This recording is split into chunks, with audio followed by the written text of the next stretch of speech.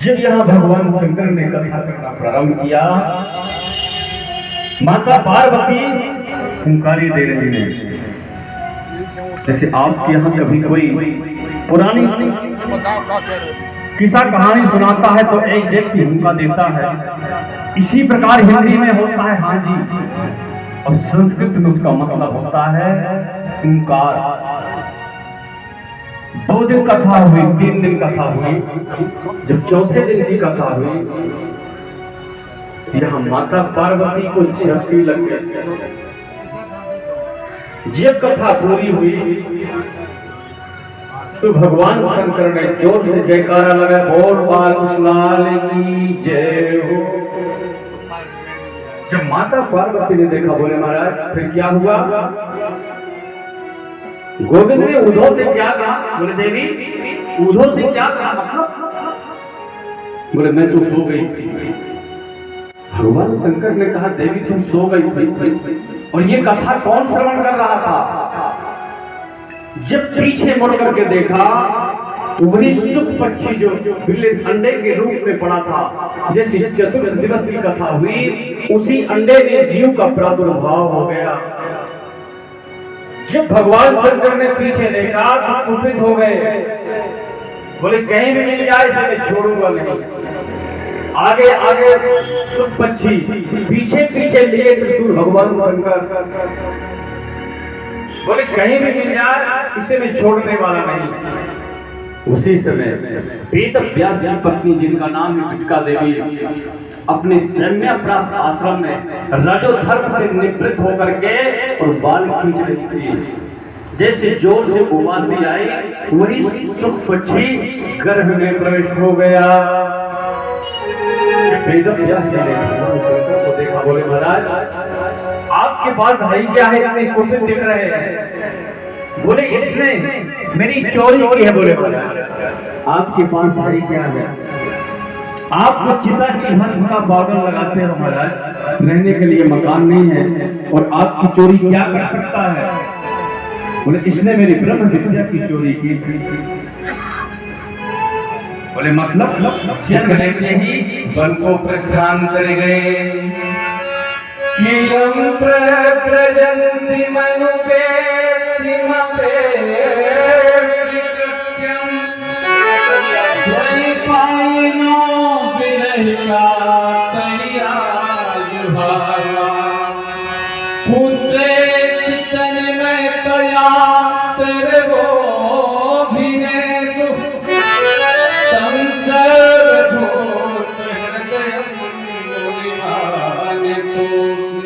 अपने मंगलाचरण में यहाँ वेद व्यास जी महाराज, तो यहाँ सूत जी महाराज संपाद ऋषियों के अपने मंगलाचरण में कहते हैं कि यम प्रजंत मनुपेत मपेत प्रत्यम।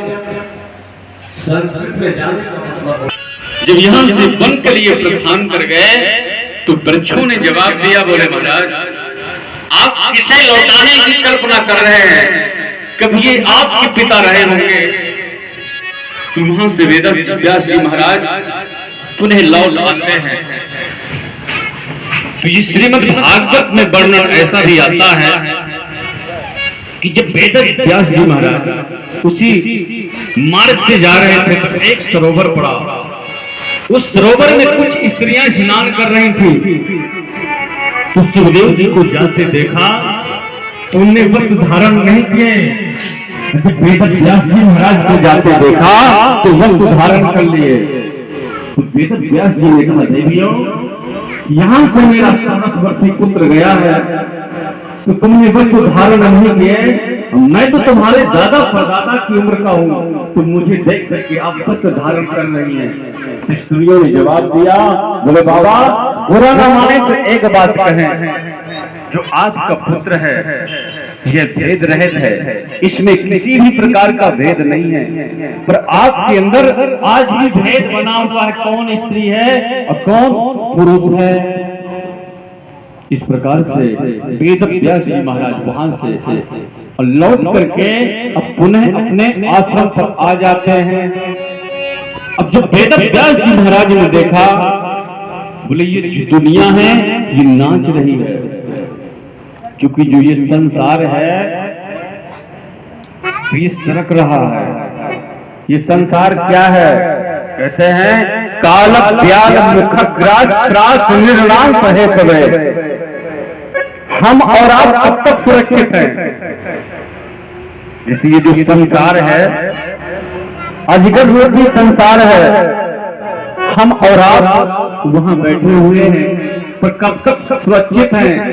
जब उस अजगर का मुखड़ा बंद नहीं हुआ, जैसे उसका मुखड़ा बंद हुआ उसी समय हमारा आपका राम नाम सत्य हो जाएगा। यही वेद व्यास जी महाराज ने देखा। वो कथा में आनंद आता है कि नहीं, ये मुझे पता है। इसलिए कि मेरा मन एकाग्र नहीं होगा तो आप लोगों का मन भी एकाग्र नहीं हो सकता।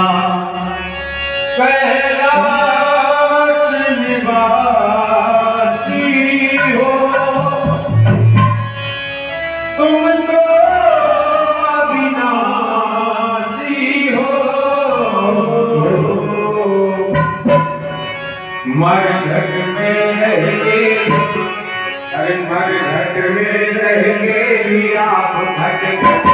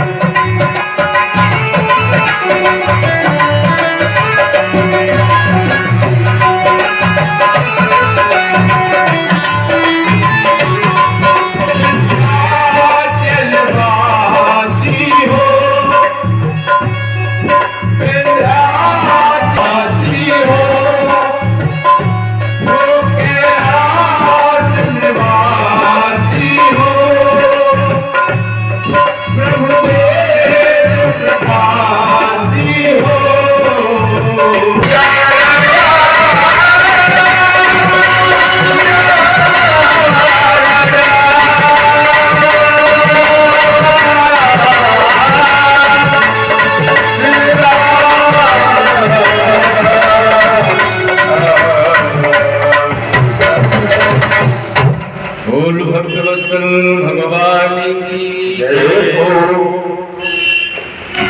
जब यहाँ पर व्यास जी ने देखा, बोले आजकल तो बिगड़ने के बहुत से साधन हैं, ये जो दुनिया है ये नाच रही है, क्योंकि आजकल दुनिया में पता नहीं कितने बिगड़ने के साधन हैं। जब वेद व्यास जी महाराज ने 4 वेदों की रचना की, 17 पुराणों की रचना की, पंचम वेद महाभारत की रचना की, तब पर भी यहाँ संतोष नहीं हुआ कि पराशर्य महाभागा भविता काचिदात्मना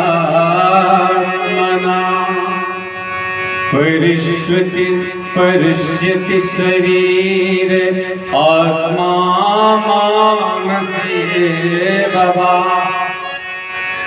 जब यहाँ पर पराशर जी महाराज के यहाँ नारद जी का पदार्पण हुआ तो सबसे पहले व्यास जी ने ये पाराशर नंदन है, तो नारद जी का विधिवत धूप दीप नैवेद्य से सुंदर स्वागत किया और सुंदर आसन दे करके और विराजमान किया। यहाँ पर नारद जी ने कहा, महाराज ये तुम्हारा लटका सा चेहरा क्यों दिख रहा है, क्या बात है, कौन सी चिंता सता रही? बोले महाराज मत पूछिए, मैंने दुनिया के लिए सब कुछ किया पर मुझे अभी भी संतुष्टि नहीं है। बोले क्या किया? बोले मैंने 4 वेदों की रचना की, 17 पुराणों की रचना की और यहाँ पंचम वेद महाभारत की रचना की। तो बोले अभी भी संतोष नहीं हुआ। तो नारद जी ने कहा कि जब तक आप श्रीमद् भागवत की रचना नहीं करेंगे तब तक आपको संतुष्टि नहीं मिल सकती। बोले महाराज अब तो मेरा बुढ़ापा आ गया है, अब तो मैं कुछ भी नहीं कर सकता। तो नारद जी ने कहा एक काम कुछ संतों का जो है तो आशीर्वाद ले लो। बोले महाराज संतों का आशीर्वाद कैसे ले ले? तब नारद जी ने कहा देखो,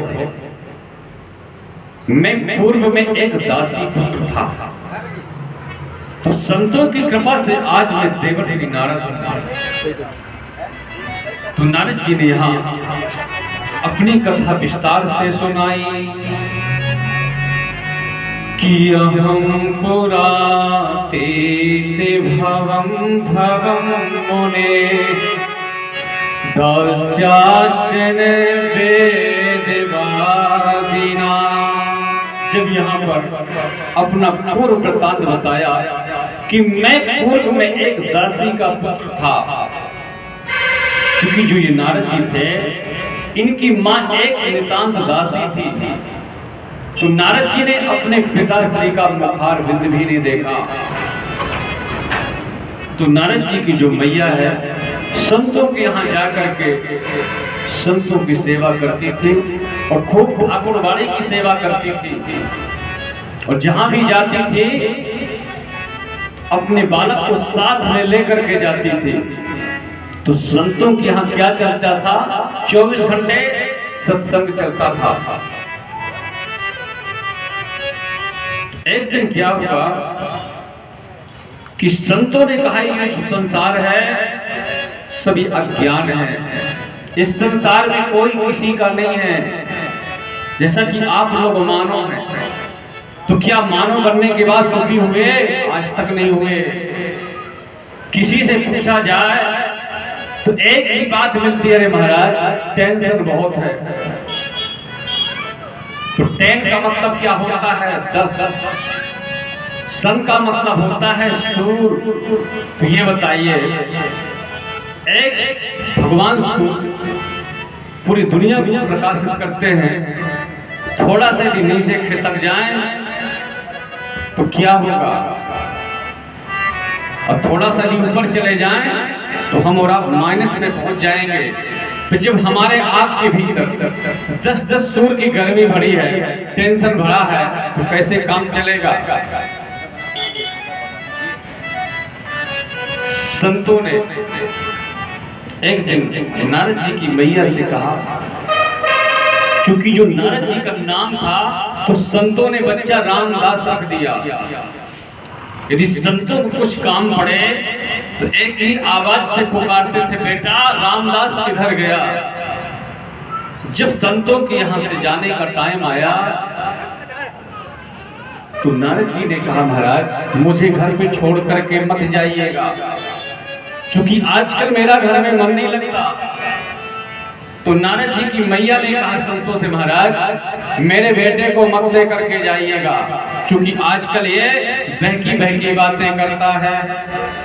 तो संत बेचारे बड़ी दुविधा में कि मैया कह रही है कि लेके मत जाना, और नारद जी कह रहे हैं महाराज मुझे छोड़ करके मत जाना। तो संतों ने कहा, बेटा हम तुम्हें एक मंत्र दिए दे रहे हैं, उस मंत्र का तुम जाप करना। और पिता से तुम्हारे है नहीं, जब तुम्हारी मैया पधार जाए तो खूब भजन करना। तो जो इस श्रीमद् भागवत का द्वादशाक्षर मंत्र है, ओम नमो भगवते वासुदेवाय, इस मंत्र को संतों ने नारद जी को दिया। एक ध्यान दीजिएगा, मैं कई लोगों को मैंने देखा है इसी मंत्र को कहते हैं ओम नमो भगवते वासुदेवाय नमः, गलत हो गया। जो सिद्ध मंत्र होते हैं उनमें नमः नहीं लगता, यह तो अपने आप में यह मंत्र सिद्ध है, इसमें नमः लगाने की क्या जरूरत है, कोई जरूरत नहीं है। नारद जी ने कहा ठीक है। वहां से संत तो चले गए। कुछ समय के बाद नारद जी ने सोचा, हे भगवान, पिता श्री है नहीं, अब मैया पधार जाती तो मैं भजन करता। यद्यपि माता पिता के बारे में ऐसा सोचना तो गलत है, पर ऐसा क्यों सोच रहे थे कि चूंकि बैराग्य चढ़ रहा था। एक दिन नारद जी की मैया ने सोचा कि कम से कम घर में रौनक झुनक करती बहू आ जाती तो मैं बहू का दर्शन कर लेती। अब फिर सिद्धार्थी यहाँ से, तो नारद जी ने कहा, हे भगवान, अभी तुम्हें नारद जी रोए। जब नारद जी रोए तो नारद जी की आंख से दो प्रकार के आंसू निकले, एक आंख से ठंडा आंसू और एक आंख से गर्म आंसू। अब बताइए कितनी बड़ी विचित्र बात है। आप लोग कहेंगे कोई व्यक्ति रोता है तो रोने में क्या दो प्रकार के आंसू भी निकलते हैं? हाँ, निकलते हैं। जब व्यक्ति प्रेम में रोता है, जब प्रेम में उसके नैन झलकते हैं तो ठंडे होते हैं। जब व्यक्ति गम में रोता है तो जो उसके आंसू होते हैं वो गर्म हो जाते हैं। यद्यपि यहाँ पर नारद जी ने अपनी मैया का संस्कार किया, उस संस्कार करने के बाद जैसे उत्तर दिशा की ओर चले तो जो झांकी बाकी नारद जी के हृदय आंगन थी, तो जैसे गोविंद ने झांकी को निकाला तो नारद जी का ध्यान भंग हुआ। एक आकाशवाणी हुई, बोले अभी नहीं, एक जन्म तुम और तपस्या करो तब मैं मुझे मिलूंगा। तो नारद जी ने कहा, महाराज, जब आपको अगले जन्म में मिलना था तो जो आपने मुझे रूप सुधा की चटनी चटाई, क्यों चटाई? तो पुनः आकाशवाणी हुई इसलिए कि तुम ये ना सोचो कि संत ऐसा तो नहीं कि कोई ऐसा मार्ग बता के चले गए हो कि भगवान जैसा कुछ होता ही नहीं। तो नारद जी ने पुनः तपस्या किया। अगले जन्म में नारद जी का जन्म ब्रह्मा जी के यहाँ हुआ। तो नारद जी ने कहा, व्यास जी, जब संतों की कृपा से मैं एक दासी पुत्र नारद बन सकता हूँ तो क्या आप श्रीमद् भागवत की रचना नहीं कर सकते? तो नारद जी ने चित्रश्लोकी भागवत, जो यह श्रीमद् भागवत है, इसमें 18,000 श्लोक है। तो इसमें पहले 4 ही श्लोक थे जिसको चित्रश्लोकी भागवत कहते हैं। 4 श्लोकों की भागवत को 18,000 श्लोकों की पावन संहिता बना दी। जब यहाँ पर नारद जी ने वेद व्यास जी महाराज को चित्रश्लोकी भागवत प्रदान की, वहीं पर वेद व्यास जी महाराज ने सरस्वती नदी में स्नान करके और विस्तार पूर्वक भागवत का श्रवण ही कर रहे थे। गणेश जी वहां पर बैठे बैठे लिखते थे श्रीमद् भागवत को। और कभी कभी ऐसे कूट प्रश्न करते थे कि गणेश जी की भी लेखनी रुक जाती थी, जब तक वहां पर वेद व्यास जी महाराज अपनी कुटिया का पूरा काम कर लेते थे। तो 4 श्लोकों से सुंदर 18,000 श्लोकों की पावन